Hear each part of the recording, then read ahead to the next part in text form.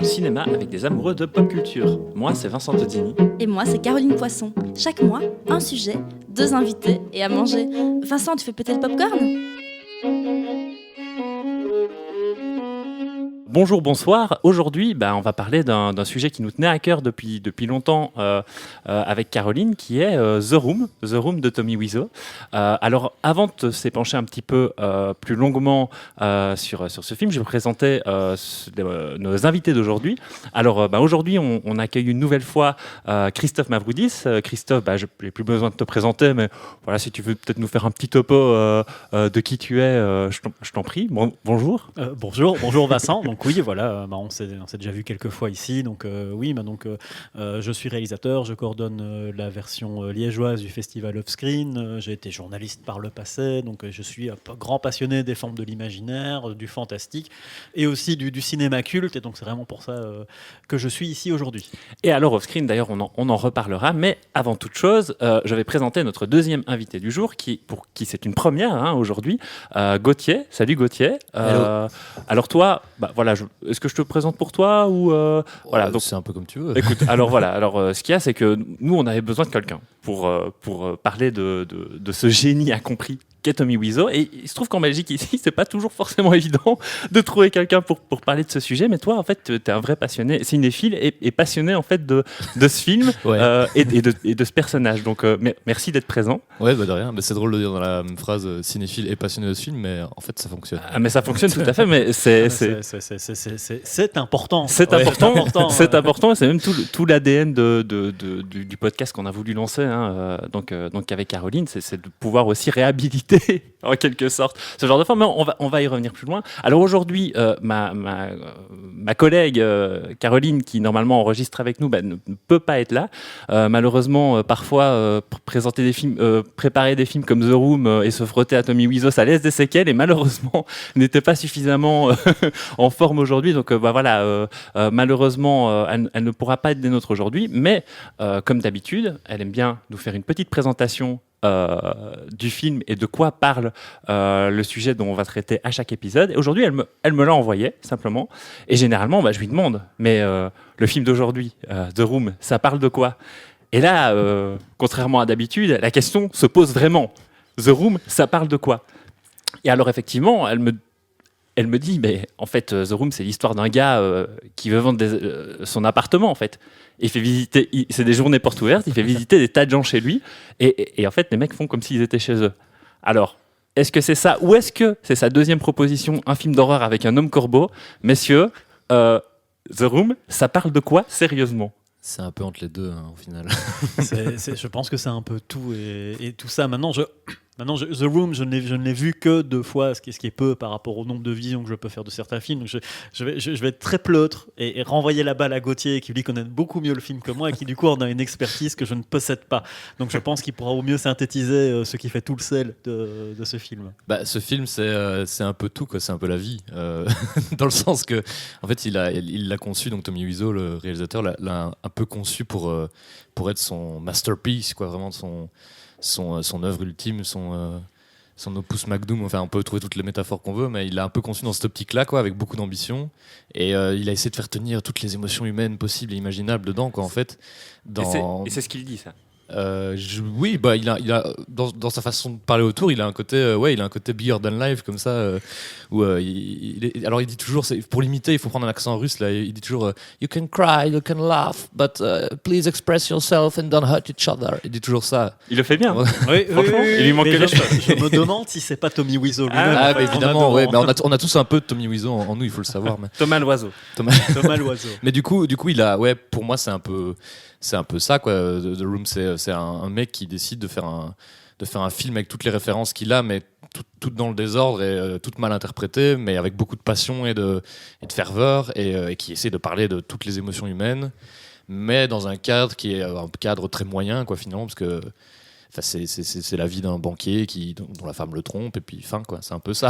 Alors, dit comme ça paraît être un petit drame intimiste génial qui se passe dans une pièce, puisque ça s'appelle The Room, parce que c'est la seule raison pour laquelle je pense que le film peut s'appeler comme ça, mais c'est pas la seule particularité aussi de ce film, c'est que ce film est réputé donc, parce qu'il y a peut-être des gens qui ne savent pas du tout de quoi on parle là pour le moment, qui est réputé pour être l'un des plus mauvais films du monde. Et pourquoi? Alors, je crois qu'il y a tout un tas de raisons à donner. Là, je me tourne vers Christophe qui est là en train de faire une grimace et de se dire ouais, par où je vais commencer? Oui, bah c'est surtout que y a beaucoup de films auxquels on accorde ce genre de qualificatif. Donc il y a des films d'Ed Wood, dont Plan 9, il y a Virus Cannibal de Bruno Mattei. Donc je veux dire, il y a parfois un peu une espèce de petite compétition à quel est le pire. Une des caractéristiques pour moi du pire de The Room, c'est que justement, en fait, c'est un petit drame intimiste. Alors que très souvent, quand on parle de nanar, bon, le terme est parfois à prendre avec des pincettes, mais nanar série B, série Z ou des trucs ainsi, on est la majeure partie du temps dans du film de genre qui est propice quand il n'a pas les moyens à être à la hauteur de ses ambitions, à générer des images complètement loufoques et bigger than life. Tu peux imaginer qu'un zombie qui est mal fichu, bah, ça va se voir très vite, peu importe le dispositif qu'il y a autour. The Room, c'est effectivement une histoire intime qui se passe dans un nombre de décors restreints et où on pourrait imaginer qu'une simple bonne écriture, enfin simple avec des guillemets, une bonne écriture et une bonne interprétation pourrait faire en sorte que même un défaut de moyens permette au film d'exister et d'être tout à fait efficace, ou touchant, ou émouvant et tout ça, ce qui est visiblement ce que Tommy Wiseau, ça dépend un peu de son origine qui change tout le temps aussi, voulait visiblement atteindre. Donc alors après, est-ce que c'est un des pires? Je pense que c'est vraiment un des pires récents. C'est-à-dire que bon, il y en a, quand on parle des doutes, il faut déjà qu'on remonte dans le temps. Même Virus Cannibal, c'est une certaine exploitation. Je pense que pour moi, The Room est peut-être vraiment un des seuls vrais, authentiques films cultes à tendance nanar qui est émergé ces 25 dernières années, avec peut-être les films de Neil Breen qui sont plus récents. J'ai vu ça récemment, d'ailleurs, j'ai pété un plomb là-dessus. Je me suis dit, mais qu'est-ce que c'est que ce truc? C'est incroyable. C'est l'héritage. Hein. Voilà. Il y a une filiation, clairement. Oui, tout à fait. Mais où là, effectivement, pour repartir là-dedans, ce qui fait que c'est des films cultes, c'est que ce sont des films qui sont complètement improbable à tout niveau. Donc on parle pas de Sharknado qu'on prend souvent comme ça, où c'est des films qui sont expressément conçus pour que le public décolle, rien qu'avec des pitchs qui sont complètement improbables et tous plus improbables les uns que les autres. The Room, comme Gauthier le disait, tu sens qu'il y a une envie à la base de quand même toucher le spectateur, en tout cas c'est ce qui est dit, et justement le fait que ce soit pas du genre, ça montre peut-être encore un peu plus cet aveu de sincérité, de vouloir émouvoir les gens, non pas en utilisant les ficelles ou les codes d'un genre populaire, mais d'utiliser des inspirations théâtrales comme Tennessee Williams et tout le truc. Il y a peu de nanars qui peuvent se réclamer de ça, à part peut-être certains nanars français comme justement ceux de Bernard-Henri Lévy. Oui, exactement. Ça, il faut le citer, oui. Oui, c'est vrai que j'avais oublié ce truc-là. C'est dingue. Donc voilà, de quoi parle-t-vous? Mais finalement, est-ce qu'on a eu un pitch du film? Finalement, ah oui, donc tu l'as fait tout à l'heure. Hein. T'as un peu pitché le film. Après, je pense qu'il y a 1000 façons de le pitcher, mais en fait, si tu le pitches vraiment de façon neutre, c'est l'histoire d'un banquier qui ne ressemble pas du tout à un banquier d'ailleurs, qui ne ressemble à, on sait pas à quoi il ressemble. Mais justement, moi, il y a un truc que j'ai pas forcément compris dans le film, c'est qu'à un moment, moi, je pensais qu'il faisait partie d'une entreprise informatique. Non, en fait, c'est tellement mal raconté qu'en fait, sa femme Lisa, apparemment, n'est pas que un démon venu de l'enfer plus une femme au foyer classique, parce que c'est un peu comme ça qu'on la présente. Apparemment, elle bosse dans le business informatique, mais il y a une seule phrase du film où elle le dit, et qui passe tellement inaperçue qu'on comprend même pas de quoi elle parle en fait. Ok. Et à un moment donné, alors qu'ils sont en train de s'engueuler, enfin pas de s'engueuler mais de discuter, elle dit juste You're right, the computer business is too concurrential ou quelque chose comme ça. Mais je pensais qu'elle parlait du boulot de Tommy, moi, et je l'ai vu plusieurs fois le film. Mais non, je te jure, en fait elle parle de parce que ils sont en train de parler de leurs difficultés financières, enfin un truc comme ça, et elle dit une phrase de ce genre-là. Et pareil aussi au début, j'étais là, mais il bossait pas dans une banque, enfin. Et en fait, de ce que moi j'ai compris au fur et à mesure des visionnages, c'est qu'elle parle de son boulot, mais c'est comme son meilleur ami Marc, il est tout le temps en mode I got a lot of work, il dit tout le temps ça, mais on sait pas ce qu'il fait, on le voit jamais. Il n'existe que à travers son amitié avec Johnny, et à travers le fait qu'il couche avec Lisa, il n'existe pas autrement. Et c'est vrai que s'il y a un truc qui répète, je pense que c'est une des répliques les plus souvent répétées dans ce film, c'est Johnny is my best friend. Et on insiste bien là-dessus. He's very sensitive. He's a good man.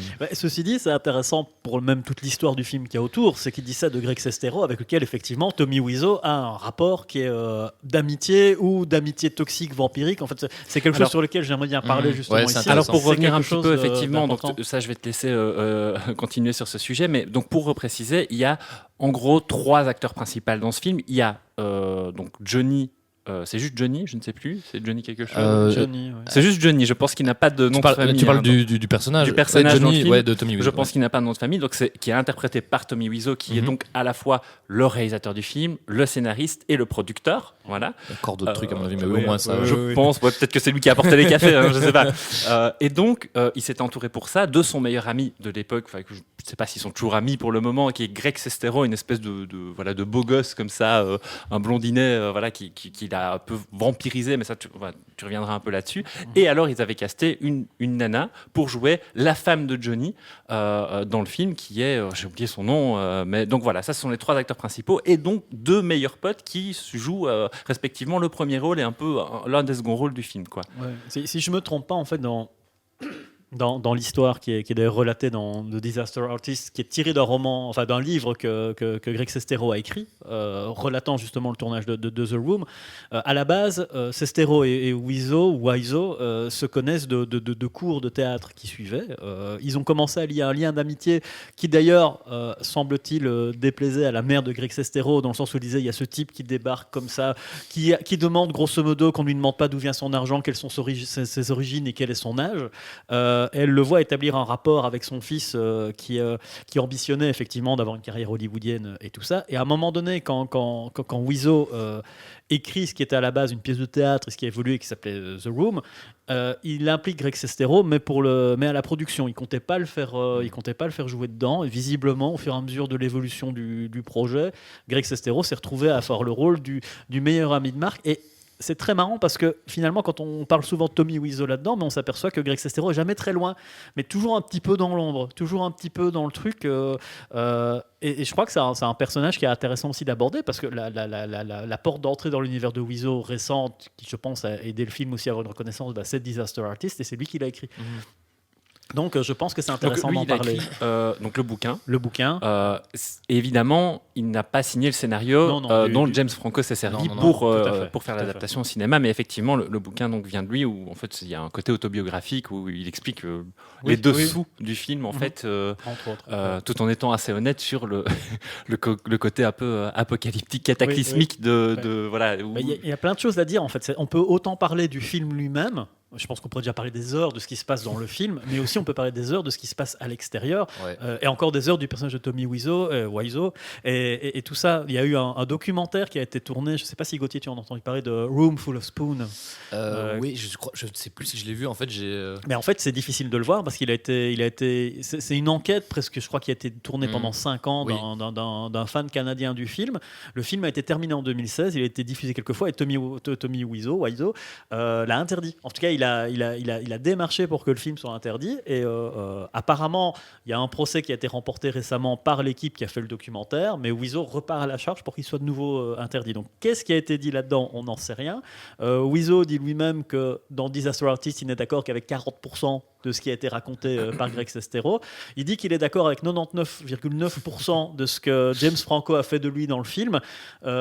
Et pour l'anecdote, je sais pas, je vais laisser la parole à Gauthier après. C'est pour l'anecdote, lorsque James Franco lui a demandé mais le dernier 0,1% avec lequel tu n'es pas d'accord, apparemment c'est Wiseau qui aurait dit écoute, au début du film, je regardais le film, je trouvais que la lumière n'était pas top et tout ça. En fait, c'est parce que visiblement il aurait regardé le film avec ses lunettes de soleil. Oui, je me rappelle de ça. Il le dit d'ailleurs pendant l'espèce de tournée bizarre des late night shows qu'ils font, que moi je trouve un peu malsaine, ceci dit. Parce qu'après un moment, il y avait quand même une sensation que James Franco le parade un peu comme un freak, quoi. Et tu te demandes un peu quelle est la nature, la sincérité du rapport et tout. Mais oui, c'est dans un late night show qu'il dit ça, quoi. D'ailleurs, ça me fait beaucoup rire. Et alors moi, je trouve ça assez étonnant qu'il ait dit ça du film de James Franco, dans le sens où on n'est pas vraiment là pour parler de Disaster Artist, mais bon, abordons-le quand même un petit peu. C'est que finalement, James Franco se fout quand même assez ouvertement de la gueule de Tommy Wiseau dans le film, tu vois. C'est pas un Ed Wood de Tim Burton là pour le coup, tu vois, où il n'a pas l'air de dire oui, c'est l'artiste a compris, je m'identifie à lui. Non, c'est vraiment, j'ai l'impression de voir un film qui pendant 1h40, 1h50 de métrage en fait rigole et dit vous avez vu ce mec bizarre. Mais donc voilà. Tu vois, j'ai l'impression qu'il essaye de lui donner quand même un côté, en tout cas il le présente comme ça, un côté un peu émouvant, un peu sympathique à la fin, mais comme tu dis, contrairement à un Ed Wood, ce qu'on retient, c'est uniquement le côté alien et le loufoque qui est à côté de la plaque du type. Et c'est vrai qu'il est plus dans la parodie, je suis d'accord. Donc, c'est quelque chose qui se ressent, comme tu le disais Gauthier, même pendant la campagne de promotion, même quand tu as un prix, il y a des images assez folles quand tu les revois comme ça, de je ne sais plus quel prix il avait reçu à Golden Globe, je pense, pour le film où James Franco invite Tommy Wiseau à venir. D'ailleurs, c'est assez intéressant de voir qu'il invite Wiseau, mais Greg Sestero, qui est présent dans la pièce, n'est pas invité à monter sur scène. Puis James Franco avait commencé son discours, et quand Tommy Wiseau veut prendre le micro juste pour dire quelque chose, il y a vraiment effectivement un mouvement, mais incroyablement violent de James Franco qui le repousse dans un coin en faisant genre non, tu parleras pas. Ensuite Wiseau ne récupère pas la parole d'ailleurs de tout ça. Apparemment il voulait juste dire une petite phrase issue du film, et t'as un contre-champ d'ailleurs à un moment donné de Greg Sestero qui a le visage complètement fermé, qui regarde ce qui se passe, tu sais pas ce qui se passe dans la tête. Et c'est vrai que je suis assez d'accord avec Gauthier de cette impression de se dire ouais, je trimballe un peu mon fric avec moi, mais je veux surtout pas qu'on m'amalgame trop avec ce gars, ce qui est un peu la démarche complètement inverse si on parle de Ed Wood, de Burton, en tout cas du Burton de l'époque, quoi. Je pense que si Burton faisait Ed Wood maintenant, peut-être que ce serait plus proche de Disaster Artist, malheureusement, mais à l'époque il y avait cette idée de se dire mais en même temps, même un film mal fichu et tout le truc, ça peut quand même toucher des gens, et finalement c'est quoi la différence entre ce type et moi. D'ailleurs Burton savait très très bien, quand il avait cette intention, il a transformé le personnage d'Ed Wood. Il savait très bien qu'Ed Wood n'était pas aussi sympathique que le type qui dépeint. Pareil, ces scénaristes Scott Alexander et Larry Karachowski ont été dans ce sens-là aussi. C'est des grands spécialistes du biopic qui ont aussi écrit Man on the Moon et des trucs ainsi. Voilà, il y avait une intention claire, et c'est vrai que cette intention, dans Disaster Artist, on ne sait pas trop où elle va, mais c'est peut-être à l'image de Tommy Wiseau aussi, donc on ne sait jamais finalement un peu sur quel pied il danse, quoi. Et moi, si je peux me permettre de dire ça du film, moi, j'étais un peu déçu par le souci d'exactitude qui, en fait, a une certaine portée. Mais je trouve que la performance de James Franco est pas suffisamment fidèle, tu vois.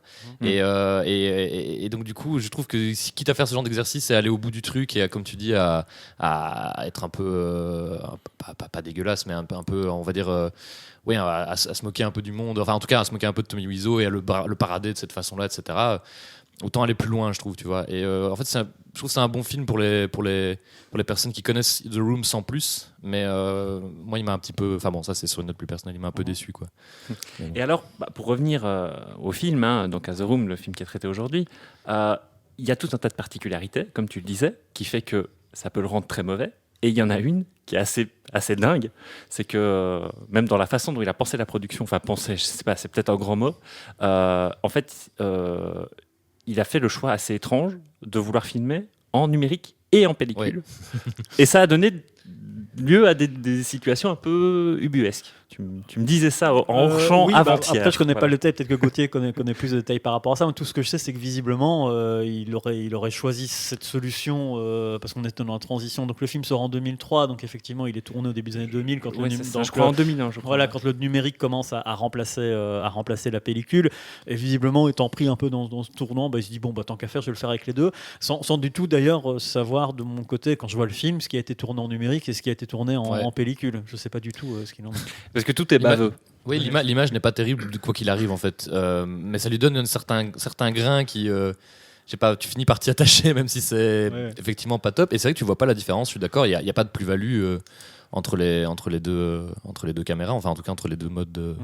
C'est dingue quoi. Oui, on sait pas du tout ce qui est utilisé. Il faut dire en même temps que le truc, parce que c'est quelque chose qui est important. Enfin, je sais pas si ça frappe Gauthier de la même manière sur le truc. C'est qu'en même temps, voilà, quand on parlait de Virus Cannibal et Doud, on parle de film fauché. Mais The Room n'est pas un film fauché. J'allais y venir. 6 millions, je crois, un truc comme ça. Oui, voilà. Il aurait été tourné pour 6 millions de dollars. Alors bon, s'il a été tourné en 2001 pour 6 millions de dollars, 2001, c'est un exemple que j'aime bien de sortir.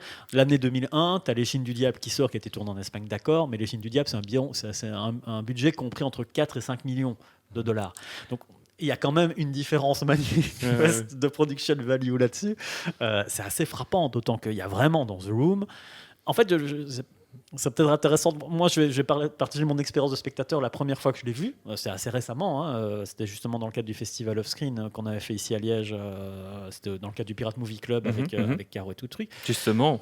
Voilà. Donc, encore une pensée pour Caro qui a permis à 40 personnes de découvrir The Room à Liège. Génial. C'est que Ouais, je trouve personnellement que les 20 premières minutes, on est juste vraiment dans du mauvais film. C'est juste. Il y a 3 scènes de sexe qui C'est ressemblent long. à Ah oui, des, qui ressemblent là, pour à le des coup, à- clips érotiques qu'on pouvait voir sur AB3. Avec des morceaux extraordinaires aussi. De bouts de fesses de Tommy Wiseau, parce qu'il voulait absolument qu'on voit ses Absolument. fesses. Voilà, tout à fait. Et je trouve que le moment où ça dérape complètement, c'est déjà quand l'histoire commence à s'installer et qu'on s'aperçoit qu'elle s'installe. Voilà, et qu'on commence à avoir ce toit d'immeuble qui a été tourné complètement en dépit du bon sens, puisque les scènes sur le toit ont été tournées sur du green key, qui se voit mais à des kilomètres à la ronde. Et on a notamment une scène absolument folle où d'un coup, il y a une histoire qui s'emballe avec le jeune Denny comme ça qui est menacé par un Denny qu'en fait qu'on avait découvert un peu au début. C'est un des personnages qu'on voit le plus. C'est le jeune protégé de Johnny qui visiblement voulait regarder Johnny qui sautait sa nana. Enfin, il trouvait ça sympa. Oui, alors déjà, il y a quelque chose de très très bizarre là-dedans et on n'arrive jamais à comprendre exactement la nature de la relation de ce gamin avec ce couple qui est un peu borderline. Ah oui, c'est plus que borderline. Apparemment, Tommy Wiseau dit que c'est parce que c'est un handicapé. Mais oui, mais Et que c'est les ce qui est handicaps. absurde parce qu'il joue pas vraiment comme un handicapé. Exactement. Il a l'air d'avoir 30 ans. Il a 30 ans, l'acteur, c'est certain. Et on est censé jouer une sorte de gamin de 17 ans ou un truc comme ça. Enfin, il y a rien qui fonctionne. Oui, ça. tout à fait. Et Et- qui se fait donc agresser dans cette scène-là. Et là, d'un coup, tout s'emballe. C'est-à-dire qu'il y a une espèce de dealer qui le menace avec un flingue. Pour $50. Hein. Pour $50. Il y a Wiseau qui débarque avec son pote Marc. Il dit on va l'amener à la police. Oui, on va l'amener à la police. Il débarque He's avec, going to jail. il débarque avec aussi Lisa, donc sa compagne, et la mère de Lisa. Et là, la mère de Lisa, que le personnage de Denis ne connaît que depuis 1 heure ou 2, visiblement. Et Denis se ramasse une espèce de scène, de larmes de la part de Lisa qui dit mais qu'est-ce que tu fais, qui se déchire. Et là, pour moi, c'est le moment où toute la valeur du film explose, en fait, Ouais. parce qu'on se dit non, Rien. je n'arrive Ouais. à coller aucune espèce de logique qui permettrait de déterminer ce qui se passe ou ce que les gens ont voulu faire ici. Alors, Il y a plusieurs scènes comme ça. Pardon, c'est- excuse-moi. oui, vas-y. En fait, justement, j'allais venir, je vais te renvoyer la parole. Tu parlais de cette scène-là qui te semble très symptomatique, en fait, finalement, de l'échec du film, en tout cas, ou peut-être de ce qui fait son génie. Et moi, justement, j'allais vous poser la question, mais maintenant j'ai la réponse pour toi. Quelle est pour vous la pire scène, celle qui fonctionne, même à l'échelle de tout le film, qui fonctionne le moins? Il y en a plusieurs, mais il y en a la première qui me vient, c'est la scène qui, pour moi, justement, dans le sens de ce que tu disais, tu sais, cette scène en fait n'a juste aucun sens et le reste était mauvais, mais se suivait narrativement. Ici, je ne comprends même pas où on veut en venir. Et ben, il y a une scène comme ça qui est encore pire, je trouve. C'est une scène qui se passe dans une ruelle, d'ailleurs, qui est en carton-pâte, c'est très clair. Eh ben, tu sais quoi, je pense à la même. ouais, Je crois qu'on et- pense à la même. Et en fait, donc, on voit ce personnage insignifiant qui apparemment aime bien s'envoyer en l'air chez Johnny. Oui, Donc, parce voilà. qu'effectivement, il y a des personnages secondaires, ça, on l'a pas dit, parce qu'on a l'impression que ce film est super réduit, restreint, mais en fait, il y a plein de Il y a petits plein de rôles personnages. secondaires, il y a plein de personnages, oui. Qui apparaissent, qui disparaissent, qui sont échangeables. Bon. Mhm. Et donc, du coup, celui-là, par contre, l'acteur n'est pas échangeable parce qu'il il a l'air de prendre plaisir à surjouer, il a l'air de savoir qu'il est dans un truc Oui. mauvais. En fait, lui, c'est ça qui est Mhm. bien. Et il y a cette scène où il croise Johnny. Et déjà c'est très drôle parce qu'au début du plan on voit juste Johnny marcher comme ça sans but et puis oh il se retourne oh hi voilà. Enfin c'est transition qui ne fonctionne pas et il le croise et en fait il lui explique toute une histoire qu'on vient de voir quelques instants auparavant Exactement. à propos de ses sous-vêtements qui auraient été retrouvés dans un canapé. Et à la fin de toute cette histoire, qui est une histoire juste un peu gênante, mais voilà, c'est pas très intéressant, Johnny, pour conclure, il fait That's life. Yes, that's right. Et alors, il y a Voilà. plein Et après, de il trucs qui tombe. fonctionnent pas. Alors oui, Oui. alors non seulement, alors il se passe ça, mais c'est surtout la logique de te faire raconter tout ce discours, Oui. alors que 5 minutes avant, t'as vu tout. Tu viens de le voir, il n'y a T'as tout vu. rien qui est apporté en plus. Il y a rien qui a apporté en plus. Et juste après, tu sais pas pourquoi ils veulent jouer au football américain. Et en plus, à partir de là, le film, je sais pas pourquoi, cadre super mal cette scène. Oui, C'est complètement. super mal cadré. Ils sont 4 à jouer, et puis tu vois La caméra, c'est pas trop quoi. exactement, tu vois 2 tiers de champ libre sur la gauche, alors que tous les personnages sont sur la droite, et tu Ouais. vois un seul Ouais. perso en train de jouer au foot et de lancer Des une personnages- balle dans le vide comme ça. Des personnages en smoking sans qu'on sache pourquoi. Et ça, alors celle-là, c'est même pas la même. Ah, oui, mais oui, c'est encore la mais même, c'est vrai que ouais. plus loin, il joue en smoking Oui, et oui. Oui, c'est juste. je crois que c'est sous-entendu qu'il se prépare pour le mariage, mais c'est tellement mal amené qu'on est obligé de le déduire vraiment en réfléchissant, en faisant des calculs mathématiques dans sa tête. Quoi. Exactement. Et alors, je pense que ces scènes-là, parce que là, il y avait une particularité du film, c'est qu'en fait, il se présente comme un drame, mais je pense que Tommy Wiseau a voulu quand même y insérer pas mal de comédie. Un peu d'humour. Un peu d'humour. Ouais. Et donc, sa logique humoristique, j'ai l'impression qu'elle est plus proche du slapstick ou d'un truc comme ça, où il faut que les personnages chutent, en fait.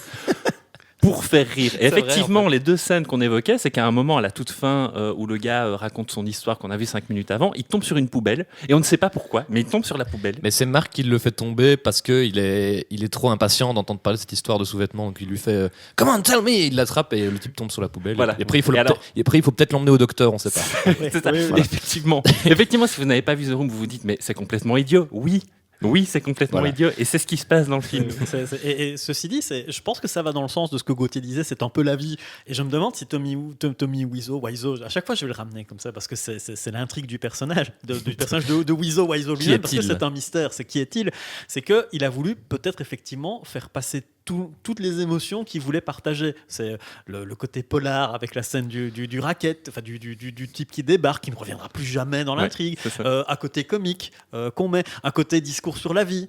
Si plus de gens s'aimaient, la vie serait plus facile. Enfin voilà, d'avoir des sentences comme ça qui donnent l'impression que le film peut se gonfler d'une importance existentielle, voilà comme ça, qui est complètement démesurée par rapport à ce qu'on voit. Mais c'est même à l'image des moyens qui ont été mis dedans, parce que c'est un nanar friqué pour le coup. 6 millions pour un film qui se passe majoritairement dans une pièce qui pue le décor à plein nez, c'est un peu cette idée qu'il loue un parking pour reconstituer quelque chose qui te donne l'impression d'avoir été tourné dans un 2 pièces. T'as tout ça, en fait, tu te dis, mais où est-ce qu'on est? Où est-ce que ça commence? Où est-ce que c'est ça pour moi le mystère de The Room, entre autres. Mais je crois qu'il y a une scène dans Disaster Artist, je ne sais pas si elle est véridique ou quoi, où il tourne la première scène. Alors déjà, c'est justement la scène de l'agression, mais dans Disaster Artist, il le montre dans la ruelle et pas sur le toit, mais enfin, soit. Ouais. Et la première réflexion que fait, je crois, son chef opérateur, c'est ouais, mais le décor de cette ruelle ressemble exactement à cette ruelle qui est là à l'extérieur. Mais pourquoi on va pas filmer là? Et il fait, mais tu ne comprends pas. Enfin, il fait avec son accent, tu ne comprends pas, c'est ça le cinéma, tu vois, dirait Tommy Wiseau. Alors je ne sais pas si c'est vrai, mais en tout cas. C'est un vrai décor de cinéma. Okay. Voilà. C'est un côté comme ça, oui. Mais tu parlais du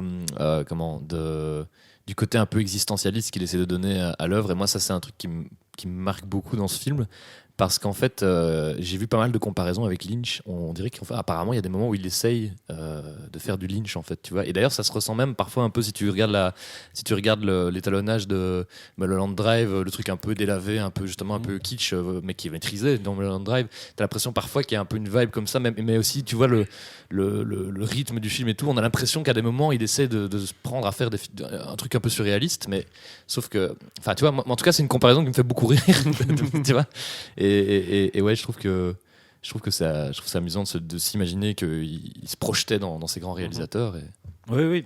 Après, ça va vraiment dans le sens d'un type qui est quand même atteint d'une certaine mégalomanie. Oui. Alors j'allais y venir. Ça ressort de toute façon dans le scénario, parce que le personnage, il met en scène le personnage de cette façon-là, quoi, de façon mégalomaniaque. Voilà. Alors là, il faudrait peut-être expliquer pourquoi, parce qu'à nouveau, ceux qui n'ont pas vu The Room, il a une façon de se mettre en scène lui-même qui est, et je crois que c'est là qu'on voit la mégalomanie, où en fait c'est une espèce d'héros trahi, en fait. Donc qu'est-ce qui se passe exactement? Parce qu'on a compris que sa femme n'était pas super, et que lui c'était un banquier qui attendait une augmentation, mais c'est tout ce qu'on sait pour le moment. Je pense qu'on peut se permettre de spoiler ce film-là. Je pense que c'est pas vraiment. Je pense que ça peut donner aux gens envie de le découvrir. Voilà. Ouais, peut-être. Parce que c'est vrai que c'est pas un film. J'avais lu ça quelque part. C'est pas con. C'est vrai que c'est pas un film que tu peux vraiment spoiler, parce que l'intrigue, il y a rien qui va te choquer dans l'intrigue, quoi. Donc oui, on peut le spoiler, je pense. Donc, voilà, vas-y, vas-y. Attends, tu peux me reposer ta question? Alors en gros, il y a quelque chose qui traduit vraiment sa mégalomanie, c'est la façon dont il se met en scène. En fait, ce qui se passe au personnage sur lequel je pense il s'identifie à 100%. Je pense que Johnny et Tommy Wiseau, il n'y a pas vraiment de frontière entre les deux, quoi. Exactement, c'est un peu comme dans Buffalo 66, Vincent Gallo, c'est un peu ce genre sauf que bon, c'est pas du tout la même chose, mais je veux dire, ce genre d'acteur où tu as l'impression qu'il raconte à 100% son histoire, point, tu vois. Sauf que Tommy Wiseau l'assume beaucoup moins, tu vois. Et en fait, ici, les indices sont multiples, quoi. Oui. C'est-à-dire que tout le monde passe tout le film à dire qu'il faut prendre soin de Johnny, que c'est une personne exceptionnelle, que c'est une personne sensible, very sensitive. Que ce soit very sensitive, que ce soit au niveau professionnel où il fait gagner un fric monstrueux à sa banque, que ce soit avec ses amis. C'est ça. Donc, par exemple, petit jeune qui a cette Danny, fameuse relation bizarre avec lui, lui en fait apparemment paye ses études. Voilà, Je sais pas exactement. pourquoi. Il Et paye ses c'est études. une father figure pour lui, c'est Voilà. vraiment un mentor. On le voit dans toutes les scènes où il le prend par l'épaule et il lui lâche quelques pièces, quelques conseils et quelques vérités sages sur le monde. Et donc du coup, il y a ça, il y a le fait effectivement qu'il se met beaucoup en scène dans des scènes de sexe, mais de façon très esthétisée. Alors il a un corps très étrange. Tommy Wiseau, il est très musculeux. Il est très musculeux, mais d'une façon qui est un peu malsaine. Il est un peu cicatrisé C'est aussi. un peu comme le corps de Schwarzenegger maintenant. Oui, il y a un côté comme ça, Ouais. c'est vrai. Mais c'est bizarre parce qu'il est à la fois très, comme tu dis, très musculeux, mais en même temps, il se met des. Alors, les costumes du film sont une catastrophe absolue, mais il se met des costumes qui renvoient à quelque chose de tout à fait inverse, des trucs toujours trop larges qui lui vont pas du tout, etc. Exactement. Et t'as l'impression que pour lui, c'est l'idée d'être un mec bien, tu vois, ce costume trop grand là qu'il met, et tout, il a son idée de ce que ça renvoie comme. Et alors ça, c'est le premier aspect du film. Et le deuxième aspect, on peut juste amener ça comme ça, parce que c'est vrai que tout n'est pas toujours clair dans le film. Et le deuxième aspect, c'est que même s'il fait tout bien, il y a cette espèce de démon qui est sa femme en fait, qui passe son temps à le trahir. Son meilleur ami le trahit et lui il dit mais j'ai tout voilà. Et en fait à la fin du film, là on va spoiler un maximum, il dit j'ai tout fait bien mais pourquoi ça m'arrive, et là il se tue. Ouais. Voilà, Oui, il se tue, c'est ça le drame de Bien toute sûr, cette c'est ça le histoire. grand drame. Il ramasse toute l'injustice existentielle. C'est vrai qu'il n'est pas récompensé pour sa bienveillance et tout le truc. Maintenant, le film, en plus, quand on le revend au-delà, en plus de tout ça, c'est que c'est un film qui est affreusement misogyne. Oui. Ah oui. Ah oui, c'est de plus en plus évident quand tu le regardes parce que, comme on le disait tantôt, il y a ces rôles féminins qui sont cantonnés vraiment à certaines tâches, on va dire, de type. Merde, je trouve plus le mot. Enfin bref, femme au foyer, etc. en permanence, Oui, ou en tout cas, elles ne jouent que des rôles qui sont stéréotypés. Et en plus de ça, effectivement, la source de tous ces problèmes, c'est toujours. Et toute leur discussion tourne autour du fait que les femmes sont des démons incompréhensibles, qui jouent avec leurs émotions. Oui. C'est Il comme n'y a que ça, il y a que ça. Je trouve ça, c'est juste ce que tu dis, c'est la Lisa, c'est soit une femme au foyer parfaite, soit un démon Ouais, total. total. Mais ouais. alors en plus, même dans les discussions qu'elle a avec sa mère, Sa mère, Oui, on les c'est ça, présente sa comme des gens mère lui dit- inintéressants. Oui, enfin, mais sa mère qui lui dit, mais enfin, grâce à Johnny, t'as un bon train de vie, donc tu ne peux pas envisager de le quitter, non pas parce qu'elle ne l'aime plus ou quoi que ce soit, c'est dire, mais enfin, grâce à lui, Il te faut une situation. il te faut une Ouais, situation. exactement. C'est absolument atroce d'entendre c'est que ça. ça. Et c'est toujours très drôle d'ailleurs d'entendre. Il y a un petit making-of qui circule sur YouTube sur le truc. On voit l'interprète de la mère de Lisa qui parle de son personnage et qui a l'air d'être un peu dans un trip à la Wiseau aussi. C'est-à-dire qu'elle le définit. Elle dit je me suis inspirée de toutes les femmes que je connais et tout le truc. Donc il y a quelque chose qui est constamment en décalage entre les intentions, le résultat et la manière dont tout ça se transforme. Et je trouve que Gauthier t'a dit un truc intéressant en disant tout à l'heure, il y a quelque chose que Wiseau n'assume pas dans The Room, et je pense aussi que c'est ce qui a paradoxalement permis au film de vivre après, c'est qu'il a transformé le résultat en un objet culte. Et là, pour le coup, c'est là que tu vois un peu que le type a au moins le mérite quelque part d'avoir réussi à organiser toute la vie du film après en se disant le trip existentiel que je voulais faire est parti dans autre chose, et je pense par contre qu'il a saisi le côté de se dire si le public en fait autre chose, je vais aller dans le sens du public et je vais transformer ça pour en faire un succès. Et c'est vrai qu'il a eu quelque chose que j'ignorais avant de me renseigner un peu sur le film pour justement ce podcast, c'est qu'en fait c'est lui qui a organisé après la sortie du film les séances de minuit, donc il a vraiment capitalisé sur le côté culte et inattendu et rigolard du truc pour en fait le rentabiliser. Le fameux panneau qui annonçait The Room Oui, alors ça, à Hollywood. Il faut un peu expliquer. Voilà, parce que, donc apparemment, je te laisse expliquer, il a payé pour avoir un panneau qui a annoncé une fortune à nouveau, comme pour le financement de son film, qui a annoncé sur je ne sais quelle avenue hollywoodien que le film c'était un coming soon, et avec juste la gueule en fait de Tommy Wiseau comme ça de face, avec son œil un peu tombant, et le côté un peu inquiétant qui tu sens pas que ça annonce un drame, ça, un truc comme ça. Il se serait servi du panneau en question pour ensuite dans la distribution vanter enfin c'était par là que tu pouvais avoir le numéro pour réserver les séances et tout le truc, et donc il a vraiment entretenu le côté on se lance des cuillères et tout le truc, et dans une interview que Sestero a fait, en fait, il explique que lui, une fois que le film a été fini en 2003, il a vu les premières séances, puis il s'est dit c'est bon, je passe à autre chose. Donc visiblement, il y a un gap qui se produit entre 2003 et 2008 où Sestero essaye de faire. Il a une carrière de modène, de mannequin. C'est vraiment le type, il a la gueule de ça. Sestero, t'as l'impression que tu aurais pu le mettre dans un boys band ou dans n'importe quoi, ou dans de la pub pour Slip sans aucun souci. Et en fait, il y a un journaliste qui le rappelle apparemment en 2008 qui dit je viens de voir The Room dans une salle absolument démentielle et tout le truc. Et donc là, d'un coup, Sestero se rend compte que le film existe encore et même qu'il a acquis une réputation culte. 2008, c'est d'ailleurs la période plus ou moins. Je crois que c'est en 2007 que Nanarland fait une chronique du film. Moi, c'est la première fois que j'en avais entendu parler et tout ça.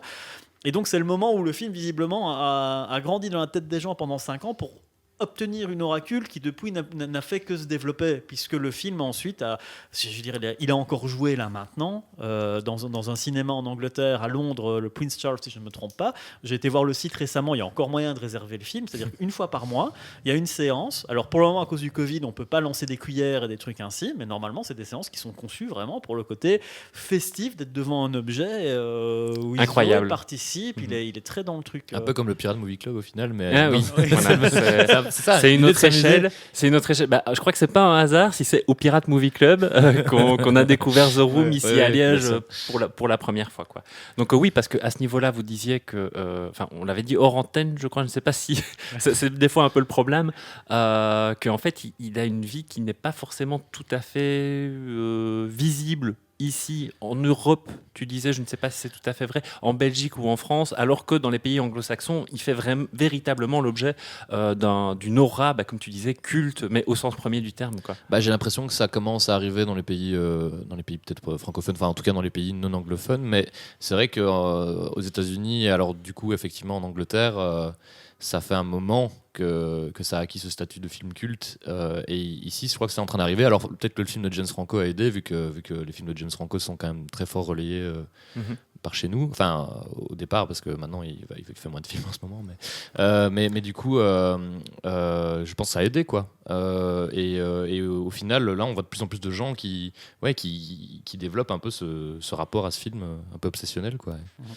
Faut bien dire aussi en même temps que la tradition dans laquelle The Room a pu être distribué, je veux dire, qui est celle du film culte, donc des projections de minuit où le public est hyper participatif, se déguise dans les personnages. C'est pas quelque chose qu'on connaît beaucoup ici chez les Français, chez les francophones. C'est pas quelque chose qui est très très couru. Je pense que le film a été diffusé au Grand Rex en France, ça devait être vers 2013, 2014 et tout ça. Donc je crois que c'était certainement une Nanarland ou un truc du style. Oui. Ce qui là pour le coup est très raccord avec le reste, mais c'est un peu une anomalie. Voilà, tout à fait. Ici, c'est pas si on se balade à Liège ou peut-être un petit peu plus à Bruxelles, mais c'est difficile. Même des projections du Rocky Horror Picture Show avec les gens déguisés et tout le truc, c'est pas des choses qui se mettent en place facilement. C'est très anglo-saxon, en tout cas comme manière de vivre le film comme une expérience collective, où quelque part le film est jamais que le support à un amusement complet des gens qui sont dans la salle, quoi. D'ailleurs, je sais pas, je serais curieux de savoir comment Gauthier a vécu le film la première fois, comment il l'a vu, mais c'est très dur de le revoir quand t'es pas dans une salle avec des gens, pour moi. Alors moi j'ai pas ce rapport là, dans le sens que, alors je suis d'accord avec toi que c'est jubilatoire de le voir avec des gens qui sont soit dont c'est le premier visionnage, soit des gens qui connaissent et qui se réjouissent de le revoir. Maintenant là je viens de le revoir tout seul juste avant de venir au podcast, et j'ai cru que ça allait être un peu pénible, mais en fait je sais pas expliquer ça. Je crois que justement James Franco avait dit ça, et là-dessus je trouve qu'il a pas tort, même si on avait critiqué bien largement tantôt sa façon de gérer tout le personnage de Tommy Wiseau et tout. Il avait dit ça, il avait dit it's a very watchable film, et c'est pas faux en fait, à part là, comme tu dis, le tout début du film c'est juste mauvais, il y a rien de drôle. Moi je dirais que peut-être la scène avec le magasin de fleurs, c'est peut-être la première scène où tu dis mais attends, qu'est-ce que c'est que ce bordel, mais soit. Mais en dehors de ça, à partir du moment où ça s'emballe et ça devient complètement n'importe quoi et ça devient complètement insensé, c'est un film qui est vraiment divertissant, je trouve. Mais voilà, ça reste débattable, hein, mais moi en tout cas je me suis surpris à me dire en fait même tout seul j'ai bien aimé le revoir, quoi. Donc, et aussi parce qu'il est jalonné finalement, surtout quand tu le connais un peu, de répliques qui finalement sont devenues très emblématiques, bien très sûr, cultes. Le You Tear Me Apart, Lisa. Il cite un peu James Dean. Mais oui, et c'est montré dans Disaster Artist, ça. Oui, c'est vrai. Qu'il y avait une envie de. Parce que James Dean, en plus de Tennessee Williams, oui, il a des influences qui sont quand même un peu chambées, quoi. Tu as cette idée que. Mais je pense qu'il y avait vraiment, effectivement, dans un premier temps, cette envie de faire un film important. Sestero, à un moment donné, en parle quand il parle de Disaster Artist, quand son livre sort. Il dit, en fait, Tommy Wiseau, dans sa tête, c'est toujours un grand film. C'est un grand film. Il dit pour moi c'est un grand film pour d'autres raisons. Donc en même temps il les explique pas spécialement. Mais dans le cadre de Wiseau, il se dit après. Tu sens d'ailleurs que le type a un système de protection de ce qu'il a à dire qui moi me rappelle certains escrocs que j'ai pu côtoyer malheureusement dans le monde du cinéma ou ailleurs, qui est cette capacité incroyable qu'a Wiseau de répondre constamment à côté de la plaque sans que tu t'en rendes compte au moment même. C'est après quand tu repasses la conversation que tu l'as eu, tu dis mais en fait il a pas du tout répondu à ce que je lui demandais en fait. Il a toujours cette capacité de dire d'avoir une espèce de réponse qui a l'air vaguement convaincante. Notamment quand il dit tant que quelque chose se passe dans la salle, vous le prenez, vous l'acceptez, vous riez, tout le truc.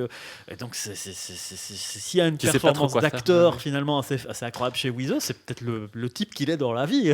C'est pas. Ouais, c'est vrai que tu disais tantôt que Wiseau a bien joué le coup par rapport au changement de statut très rapide de l'œuvre. Enfin, quoique ça n'a pas tout de suite été culte, mais dès que ça a été redécouvert et qu'il y a eu ce statut culte, il a bien joué le coup pour s'insérer là-dedans et en profiter. Maintenant, c'est vrai que dans son discours, il ne va jamais dire que c'est un mauvais film, il ne va jamais dire que c'est un film, que c'est un nanar, il va continuer à tenir ce discours de The Room, c'est un peu une œuvre maximale. Enfin, il va continuer à être ambitieux dans son discours. Ouais. Et c'est ça qui est marrant, c'est qu'il trouve cette zone, un peu cet équilibre, à s'investir à fond dans le truc où les gens sont clairement là. Alors pas pour se foutre de sa gueule, parce qu'à force, je crois qu'il y a une forme de respect aussi qui s'est développée, parce que le personnage est finit par être sympathique vraiment, je trouve. Mais il s'investit là-dedans, et d'un autre côté, il ne va jamais lâcher le morceau, quoi. Après, c'est peut-être aussi une question d'ego, et ça doit être difficile aussi, j'imagine, de voir tous ses rêves éclater en morceaux avec tout le monde qui se moque de soi.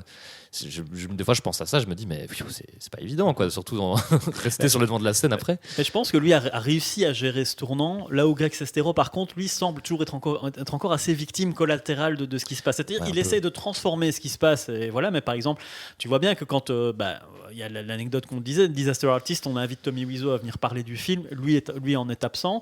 Il y a eu, tu sens aussi un peu dans sa position qu'en même temps, il y a des choses qui fonctionnent peut-être pour lui maintenant grâce à ça, mais que c'est la seule chose qui fonctionne grâce à ça, alors que je pense visiblement que c'était quelqu'un qui, comme tout le monde, a envie d'avoir une carrière correcte, quoi, on va dire. Et tu sens qu'il reste prisonnier de ce lien-là.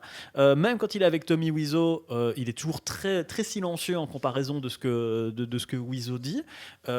Et là, en faisant un peu de recherche sur les personnes, en fait, ils ont refait un film ensemble qui s'appelle Best Friends. Eux-deux. Oui, c'est ça. En 2 volumes, effectivement, ils sont sortis là-dessus. Non, je voulais dire eux-deux. Oui, si tu parles de Sestero et Wiseau, oui, pardon, excuse-moi, je n'étais pas précis. Ils apparaissent dedans, alors c'est pas eux qui réalisent le film pour le coup, mais c'est tiré d'un récit réel que Sestero aurait relaté, qui expliquait qu'après avoir tourné The Room, ils sont partis dans un road trip avec Wiseau, et visiblement Wiseau était convaincu que Sestero voulait le tuer. Donc, et ils en ont fait un film. Donc en même temps, je peux pas empêcher de m'imaginer ce type qui quelque part n'a jamais l'éclairage ou la maîtrise sur le destin de ce qui fait que peut avoir Wiseau, qui a réussi malgré tout à négocier le truc.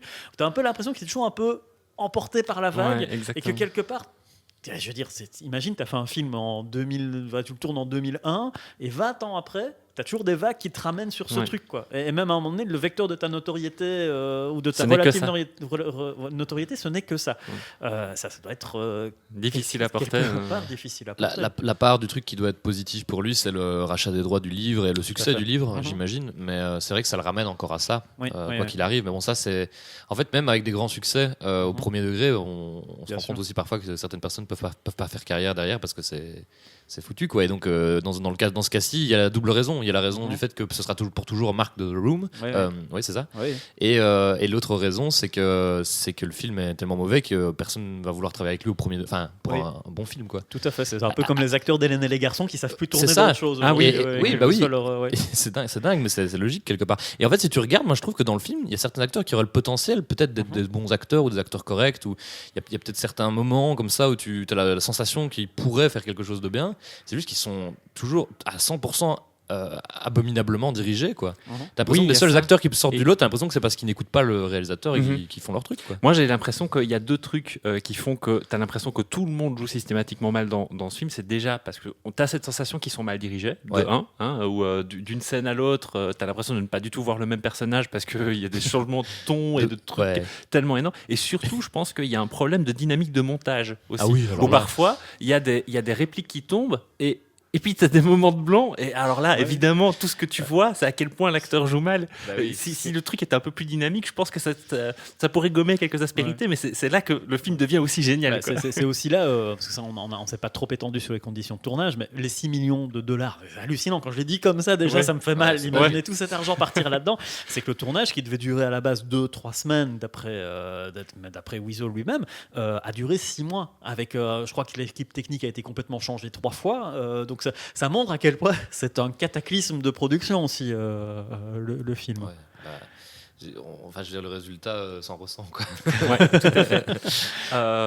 Écoutez, voilà, je pense qu'on a déjà assez bien survolé le sujet. Je ne sais pas si tu avais quelque Mais chose. c'est-à-dire que en revoyant récemment le truc, c'est que c'est fou de voir en même temps à quel point ce film maintenant est digéré aussi par la culture mainstream. De voir que voilà, si vous allez sur YouTube, vous entrez Tommy Wiseau et vous rentrez Star Wars, il y a des mashups hilarants, super bien foutus, dont un qui dure 20 minutes. C'est la saga Star Wars avec Wiseau intégré dans le truc, des intégrations meilleures que celles de The Room au-dessus du parking, intégrées dans la saga Star Wars. Et c'est-à-dire que c'est vraiment maintenant, pour le coup, c'est un vrai film culte. Alors autant parfois je grince des dents quand je vois à quel point cette expression est dévoyée. D'ailleurs, j'aime bien l'expression première du truc, c'est-à-dire c'est un film dont le succès n'est pas immédiat, il s'entre pas dans la tête des gens tout de suite, mais il est soutenu par une petite communauté, peu importe les raisons pour lesquelles ils le soutiennent, que le film soit bon, mauvais ou un truc finalement peu importe. Il y a quelque chose qui se passe autour de ça qui fait que le public se l'accapare, se le transforme complètement là-dessus, et en même temps, à force de l'entretenir, le film devient une espèce de référence culturelle. Il faut bien le dire. Je pense qu'il y a plus de fans de The Room que de fans de Godard. Mais c'est tout à fait vrai. À l'heure Et- actuelle, c'est peut-être vrai, ouais. Et c'est tout à fait vrai. Ouais, vas-y, je t'en prie. Non, j'allais dire peut-être pas en francophonie du coup, mais Oui, peut-être oui. que bientôt la tendance inversera carrément. Oui, c'est vrai, c'est en train de. Oui. Et alors, là où c'est tout à fait vrai, c'est que je vais rebondir sur ce que tu disais pour donner 2-3 petites anecdotes. C'est que, en fait, pour ceux qui n'ont pas vu Disaster Artist, le tout début du film, commence avec des interviews de gens qui font un peu la pluie et le beau temps à Hollywood, qui racontent à quel point The Room a été important pour eux. Et je me demande même si au début on ne voit pas J.J. Abrams. Oui, c'est possible. Qui dit The Room, j'aurais voulu à cette époque-là pouvoir être une petite souris et voir ce qui se passait sur le site, et qui dit que c'est un film important pour lui. Alors là où c'est aussi intéressant, c'est que on pense parfois à tort que c'est son unique film, mais tu as à Tommy Wiseau, donc The Room, que ce serait son unique film. Tu as déjà prouvé le contraire, parce qu'effectivement, il y a eu un autre film donc, avec Rex Stetron, mais il n'y a pas que ça. Il y a aussi, à cause de peut-être l'oracule qu'il avait à Hollywood, lorsque le projet de Samurai Cop 2 a été lancé, les gens se sont dit, ça va être génial pour le crowdfunding, il faut absolument annoncer que Tommy Wiseau sera dans le film. Et effectivement, Tommy Wiseau est dans Samurai Cop 2. Ah, il est dedans. Oui, il est dans, wow. il est dans Samurai Cop 2. Okay, donc voilà, si jamais vous, à un moment, Mais il avait aussi lancé un projet de sitcom à un moment, enfin il l'a fait d'ailleurs. Je pense qu'il a tourné les premiers épisodes et tout le truc, donc il capitalise très très clairement. Mais je pense que il y a à la fois à côté, j'assume pas dans le genre où il joue le jeu un peu du freak hollywoodien, quoi, mais il le joue à fond, paradoxalement, de se dire voilà, c'est un type, on sait pas d'où il vient, visiblement il serait né en Pologne, il aurait vendu des oiseaux, c'est pour ça que son nom, ce qui est un pseudonyme, serait oiseau, des petits oiseaux en plastique, je veux dire, pas des vrais. Il serait fait casser la gueule en France, il aurait fait un accident, par la police, voilà, il y a plein de trucs. Forcément, c'est un personnage mystérieux, donc ça intrigue évidemment beaucoup le truc. Il y a toute une aura autour. Et quand il en parle, lui dit, ce qui est très drôle, c'est que je crois qu'il y a une interview, on lui propose une énième fois la question d'où est-ce que vous venez, et il dit en ce moment je dirais New Orleans. Donc en fait il se cache même plus du fait que ça dépend un peu, quoi. Il préfère dire une ville des États-Unis, en tout cas, c'est sûr, parce qu'il préfère considérer qu'il vient des USA, mais il dit un peu une ville différente quand ça le chante, quoi. Il s'en cache même pas, quoi. Enfin, alors que là, le plus probable, on le répète, ce serait qu'il vienne a priori d'Europe de l'Est. Voilà, totalement. Mais son accent d'ailleurs ressort par moment dans certaines répliques très très fort, quoi. Et c'est même étonnant parce qu'il y a des moments où on entend très bien qu'il essaie à fond d'émuler l'accent américain. Il y a des moments qui sont parfois refaits en studio aussi, on les entend, qui sont redoublés. Oui, ça se voit, il n'y a pas de... Où son accent, tu te dis, mais comment est-ce que c'est même pas la même personne, quoi. Il y a effectivement plein de moments dans The Room où tu vois que la synchronisation labiale déconne un plus. peu, et ça doit probablement venir aussi de ça. Oui, tout à fait. Sans doute, ouais. Oui, tout à fait. Mais oui, sinon, c'est vraiment quelque chose de fou, en fait. Voilà. Mais il y a une gestion de la carrière après qui est assez incroyable. Et en même temps, c'est toujours un peu le paradoxe, je trouve, quand on parle d'un personnage comme Wiseau. T'as envie de dire, il y a des gens qui sont tellement talentueux au premier degré, dont l'œuvre a tellement du mal à trouver un public, à atteindre un public, à trouver les beaux canaux de diffusion et tout le truc. Et là, on a un type qui a fait quelque chose qui est manifestement, qui aurait pu sombrer complètement dans l'oubli, mais qui est parvenu à transformer et utiliser vraiment les pires caractéristiques de son œuvre pour en faire quelque chose sur lequel il s'est complètement construit. Donc je crois qu'il y a vraiment... Et d'ailleurs, à un moment donné, tu sais pas statuer. Wiseau, c'est quoi? C'est un salopard? C'est un truc, Exactement. Oui, on pourrait faire 1000 théories. C'est clair, il y avait des théories qui disaient que c'était un ancien de la mafia de l'Est qui devait blanchir de l'argent dans un film. Enfin, il y a eu plein de trucs comme ça, quoi. Enfin... Il semblerait qu'apparemment tout le crew, lors du tournage, à un moment, se posait tellement de questions, n'arrivait pas à comprendre comment il touchait son argent, qu'effectivement, il y a eu une espèce de théorie qui a émergé de là. En fait, ils se sont tous dit, en fait, on est en train de blanchir du fric pour le crime organisé. Ça paraît presque plausible. Hein, oui, vrai. c'est ça, tout à fait. Ouais, voilà. Il vient d'Europe de l'Est, je ne sais pas ce qu'il y a comme mafia là-bas. Bon, on ne sait pas. Oui, non, ça, on peut pas savoir. Ça se trouve, il y a plein de films il y a certainement plein de films qui ont été financés d'ailleurs. Il y a des rapports. Après, là, on alors ça, un peu. Hein. C'est un tout autre sujet, mais je pense qu'il existe ouais. effectivement toute une histoire alternative d'Hollywood et qui est pas mal lié aussi à la mafia, mais voilà. Je sais que des livres ont été écrits sur le sujet, mais malheureusement, il faudrait que vous ayez googlé ça, on verra bien. On a quand même réussi à passer de The Room à parler des systèmes de financement alternatifs hollywoodiens via les mafias, quoi. C'est quand même pas mal. Après, voilà, ça reste de la théorie du complot, mais c'est pas le complot le plus invraisemblable que j'ai entendu. Non, tout à fait. Mais je pense qu'il y a des événements qui sont avérés là-dessus. C'est pas forcément, c'est pas parce que tu te dis tiens d'où ça vient que c'est forcément vrai que ça vient de la mafia, mais voilà. Bien sûr. Ouais. C'est après. Bon, je pense que quand on commence à atteindre ce genre de limite, c'est qu'il est peut-être temps de raccrocher. C'est ce que Wiseau a fait à Novi. Voilà, c'est ça, c'est ce que Wiseau a fait à Novi. C'est l'effet Wiseau. Je terminerai peut-être par une dernière anecdote qui est annoncée aussi à la fin de Disaster Artist, c'est que tu disais à quel point le mec se disait j'ai quand même fait un grand film. C'est que en fait c'est vraiment l'anecdote sur laquelle je termine, c'est qu'apparemment il a payé pour que son film reste en salle au minimum 2 semaines parce que le mec voulait que ce soit éligible aux Oscars. Donc c'est pour vous dire à quel point le mec c'est une espèce de Steven Seagal aussi, hein, ce gars-là, d'imaginer que son film irait aux Oscars à un moment, mais de façon ultra sérieuse en fait. Faut croire en ses rêves. C'est ça. Il est arrivé au Golden Globes. Bah oui, finalement. C'est vrai, finalement. C'est le rêve américain, hein, c'est ça. Oui, tout à fait. C'est ça. On devrait en parler plus souvent comme ça. Oui, voilà, exactement. Merci Christophe, merci Gauthier.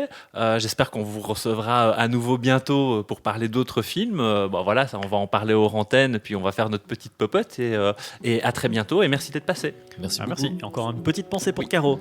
Allez, salut Caro. Et établis-toi bien, Caro. Et au mois prochain. Salut. C'était le Popcorn Club. Merci de nous avoir écoutés. Merci à Equinox FM de nous prêter leurs super locaux. Cet épisode est à réécouter entre autres sur Apple Podcast, Google Podcast, Spotify et Radio Rectangle. Vincent, t'oublieras pas de racheter du popcorn ?